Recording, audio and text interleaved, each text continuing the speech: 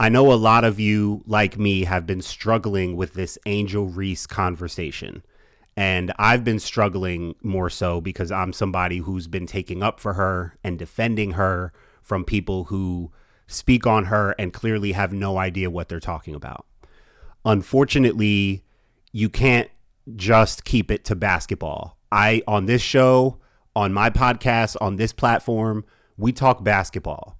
But this platform is called Basketball Society, and I have the philosophy that basketball has a major role to play in society. Society has a major role in the game of basketball. And so there are factors that play into talking about basketball or professional athletes that sometimes have nothing to do with the game itself.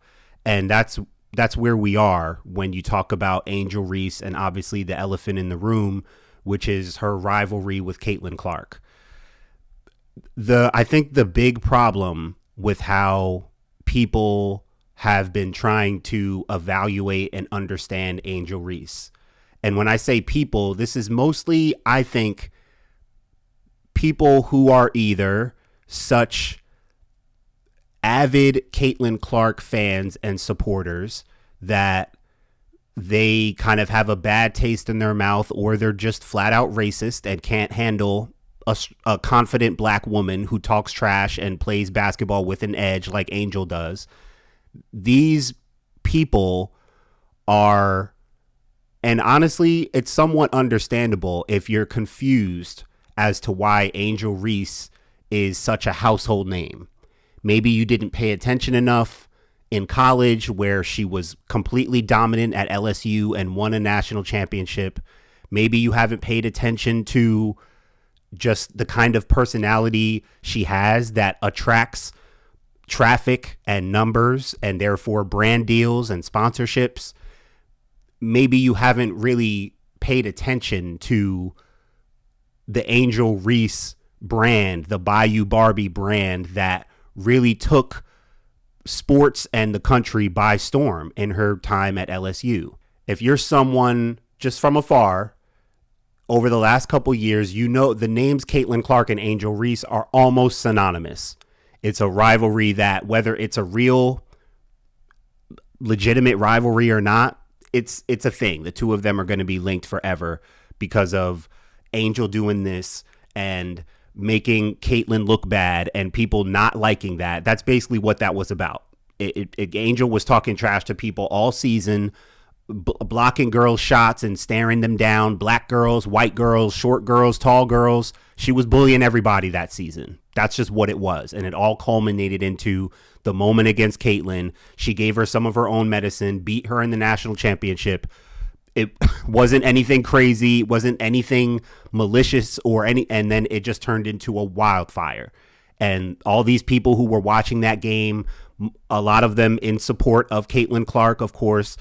Even if they weren't in support, some people were just watching just to watch because they heard all the hype, and then they see the big, strong, confident black girl going at the white girl, and it just became this whole, unfortunately, you can't avoid the race conversation when you get into this stuff, because if you're on the internet, if you're in the comments, if you see the way people are talking about her, like, yeah, I mean, most of it is nonsense and it's not even worth your time, but that's the narrative, that's the energy that's been promoted and perpetuated ever since the national championship in 2023.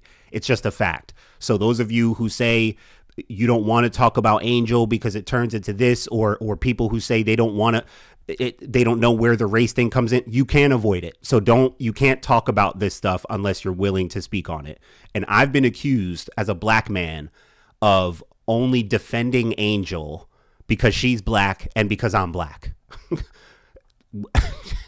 Listening and reading are fundamental. You can watch any of my shows to hear what I've said about Caitlin and her game, Angel and her game. It's all out there for the public. It's right. And it's all here on YouTube, honestly. So I'm not someone you can just accuse of wanting to just talk about race and racism. I'm not an activist. I'm not out here talking about race relations every day. I talk basketball. But unfortunately, you people have made it into this, and it's unavoidable when you're talking about this individual. It's unavoidable when you look at some of the rhetoric. So there's some basketball stuff involved in this, but unfortunately it's gone so beyond basketball that it's just gotten weird and disrespectful. So what I will say is now, especially in this, where we are right now, a few games into the WNBA season, Angel's second year in the league, she's not playing well. Her first or second game, she went like 0 for from the field, didn't make a shot. People are making videos online cheering when she misses her layups and stuff. It's just, it's become weird behavior. But the bottom line is she's not playing well. She's really not, she's playing bad. This is probably the worst I've seen her play, maybe the worst she's ever played. I don't know. And I think she'll play better and she'll be fine. But unfortunately, and this happens in sports, this happens with fans. I mean, I've seen fans say that LeBron James sucks. I've heard fans say that Tyrese Halliburton sucks. I've seen people say that professional basketball players suck at the game of basketball. And for me, that's something that always bothers me because I need to know who the messenger is. I've yet to talk to one person who actually knows the game of basketball, who actually has credibility in the game of basketball, argue to me that Angel Reese just sucks at basketball, just doesn't belong. Some of you try to say, and again, most of you are just trying to be mean-spirited. Most of you have no basis in, I mean, some of you try to make basketball arguments because I get it. Her game's not appealing. It's not sexy. It's not smooth. It's not flashy. It's very raw. It's been that way. Those of us who talk about actual basketball talk in depth about her strengths and weaknesses, the things that she clearly has to work on and get better at. I wasn't expecting Angel to come into this year a whole new player just off one off season working with Lisa Leslie and Unrivaled. Lisa Leslie's great, Hall of Famer. I'm sure she gave her some great gems, but that's one off season with one individual. I don't see her as some miracle worker that's going to turn Angel into some 25 and 15 type player. So some of this is like, you have to, as a basketball fan or analyst or observer or whatever, you have to try to manage your expectations. You have to try to have the right kind of expectations when you're evaluating basketball players, athletes, whatever. Like, expectations are important. So I understand people who have been a little confused as to why, like, Angel with her game, where obviously she's not the player Caitlin Clark is.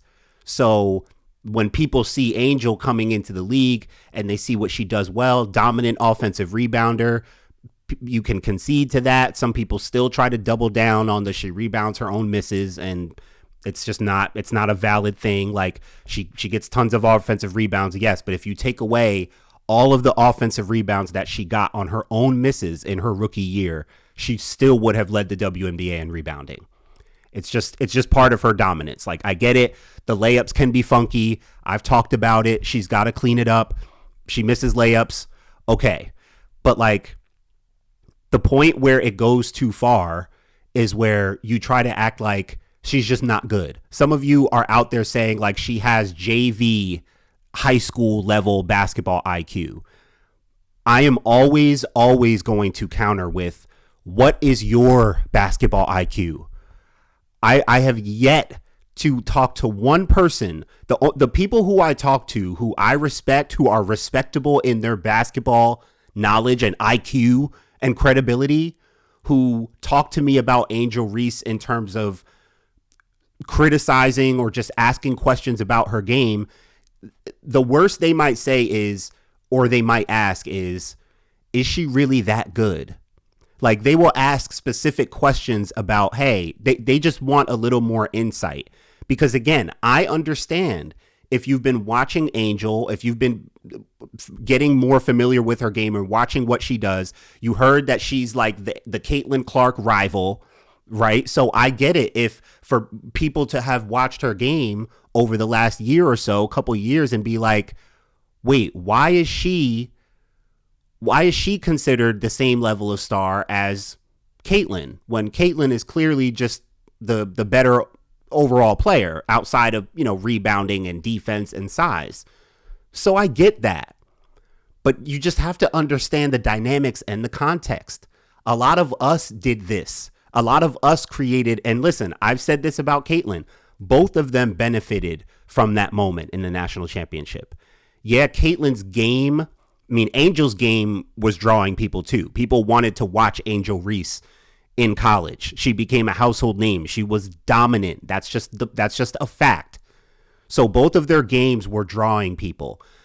But still, it was clear, if you know basketball, if you could just watch and see and be realistic and honest, we knew that Caitlyn's draw was a different draw than Angel's draw. Angel brought energy. It was entertaining watching Angel in college because of the way she dominated. She talked trash, doing TikTok dances on the sideline. Bayou Barbie, LSU, Kim Mulkey, Flauget. It was lit at LSU. Make no mistake about it. I don't know if you guys missed it or if you just didn't understand it. It was lit, and it was led by Angel Reese. And then they won a national championship. So she had the numbers, she had the stats, she had the appeal, the draw. Her game, she wasn't doing like groundbreaking stuff. She was just super dominant. And so coming into the league, as we would talk about and evaluate Angel, I talked about all of the things that she still needs to work on. She has very clear weaknesses, but you can't take away what her strengths are. You can't deny that she belongs. Like for people trying to just take it all the way to she sucks, she has low IQ and all that. I just need to know where you played, please. People are going to be in the comments of this very video. And please check for them, people who are reasonable and know basketball and know how to talk about this stuff in the real way. Go check for these people in the comments because I know they're here. I know they're going to be here. She sucks. Though some people just write, she sucks. Then I have to click on your profile and see you sitting in the sand somewhere random or with an anime picture as your avatar. And when you've got 3 subscribers or 12 followers on Instagram or you have no photo in your avatar, and I'm supposed to take you seriously. We're supposed to take your word for it that this girl sucks. So you're a WNBA GM now. You're an owner. You're a talent scout. You're a basketball scout. You're a basketball savant. Okay. I'm supposed to just take you guys' word for it that the girl sucks. But she's a top 10 draft pick. She dominated in college. Now, we have plenty of examples on the men's and women's side. Sometimes you're a better player in college than you are in the pros. Unfortunately, because of her connection to Caitlin Clark, people are automatically comparing her to Caitlin Clark. And it doesn't even make sense. Some of you think it doesn't make sense because you think that she sucks and Caitlyn is the greatest thing you've ever seen. What the truth is that it doesn't make sense because they're completely different players and they have really nothing to do with each other than the narrative and the discourse that has been created by us, by you, by the internet, mainly because of the race. I reposted a thing that Mariah Rose, content creator, Hoops for Hotties, does her thing. She's actually Jalen Rose's daughter, for people who don't know. She put up something about like ask black men what they think about Angel Reese, and it'll tell you everything you need to know about how they feel about black women. Now, she started the video with it feels generalized, I know. And so I got plenty of brothers in there coming saying like, wait, just because I'm not a fan of Angel Reese means I don't like black women. Of course, that's not the case. And I mean, I certainly don't support that notion. I'm pretty sure Mariah Rose doesn't support that notion. She was trying to make a point. And if you still missed the point, then that is the point, because she was trying to get a message across. Because the truth is, like I said, there's a way to talk about Angel Reese respectfully in a basketball context. If you don't like her game, if you don't understand, if you don't think she's that good, there's a way to talk about that without being disrespectful. And as I always say, this show, this podcast, any advocacy for Angel, whatever, no one's going to stop the hate train of athletes in sports, black athletes, white athletes, whatever. It happens everywhere. People People call people trash every day on the internet, on TV. People call out people, say they're not that good, they're not a superstar, this and that. That's what we do. That's where we are. I get it. I'm not stopping that. But if you want to just if you want to just have a reasonable, like, there's a way to talk about a basketball player who you don't think is that good without saying they suck. You lose credibility if you are not credible enough to say, like, if you're not better than that person at basketball, I can't listen to you say they suck. I've played with players in men's leagues who actually suck, who actually have no business being on a basketball court, who I have to tell my friend who brought me onto this team, hey, he sucks. Stop passing him the ball. Just give it to me. I'll do it. I've seen people who actually suck at basketball. Angel Reese is not one of them. And most of you who say she sucks, she would probably destroy you. So what's the point? Again, I get it. If her game is not all that smooth, flashy, appealing, she's not hitting threes. The problem is that you're comparing it to Caitlin Clark. Now, if you compare her to other bigs in the league, sure, it may not be it may not be that sweet and rosy either. I mean, she's got lots of work to do. But see, this is why with the black men thing and the race thing, this is why I have to agree with the points that people like Mariah made, because unfortunately, what a lot of us as black men aren't getting, this is the point a lot of us are missing in how we talk about Angel Reese.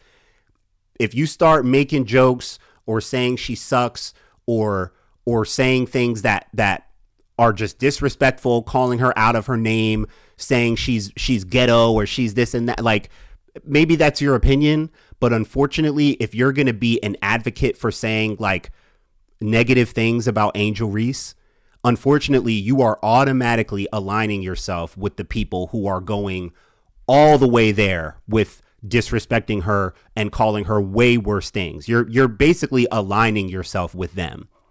And so I have good friends of mine who know basketball, who respect the game, who respect the women's game, who know how to talk to me about Angel, who aren't crazy about Angel's game, but they know how to express that without saying she sucks, without just being hyperbolic and not having the credibility to even say that. None of them would even let that come out of their mouths. Like, yo, she just sucks. They may not like her game. They may not like her layups. They may think she's a little raw, whatever. But you can't say that somebody sucks unless you have a level of credibility. That's all it is for me. You gotta have, and they're gonna be here in the comments. They'll be right here. It's fine. I'll see you guys in there. I can do this all day. I don't mind. I'm always replying to my comments. I'll see you guys there.